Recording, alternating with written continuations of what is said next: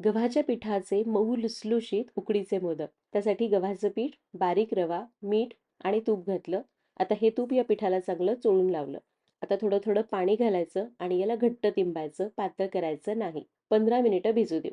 आता सारणासाठी कढईमध्ये थोडंसं तूप घेतलं, त्यावर खसखस भाजली.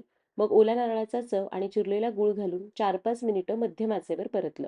एकदा कॅप्शन चेक करा, साहित्य आणि प्रमाण व्यवस्थित दिलंय. सारण तयार झालं. शेवटी वेलची पूड घालायची, मिसळायची आणि सारण गार करायला ठेवायचं. दुसरीकडे कणिक चांगली भिजलेली आहे. मध्यम आकाराचे उंडे करू. चपातीला करतो तेवढे मोठे केले. आता थोडी थोडी कोरडी कणिक लावून चपातीप्रमाणे पातळ लाटू. हे बघा असं. आता एक वाटी घेतली. त्याने होतील एवढ्या पाऱ्या कापून घ्यायच्या. म्हणजे मोदक सगळे एकसारखे होतात. आता यातली एक पारी घेतली. त्याला अशा पाकळ्या करू. गव्हाचे पीठ चिकट असल्यामुळं पाकळ्या करायला सोपं पडतं. अगदी पहिल्यांदा करत असाल तरी सुद्धा जमेल. मस्त पाकळ्यांची वाटी तयार झाली. आता मावेल एवढं सारण घ्यायचं. भरपूर सारण भरायचं आणि अलगद पाकळ्या जवळ आणून बंद करायच्या. छान मोदक तयार झाला.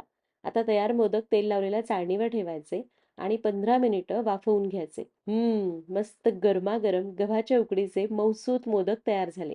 थोडासा रवा घातल्यानं मोदक अजिबात चिवट होत नाहीत. आवडल्यास लाईक करा. बाप्पासाठी एक दिवस असे मोदक नक्की करून बघा. भेटूयात पुढच्या भागात. Happy cooking!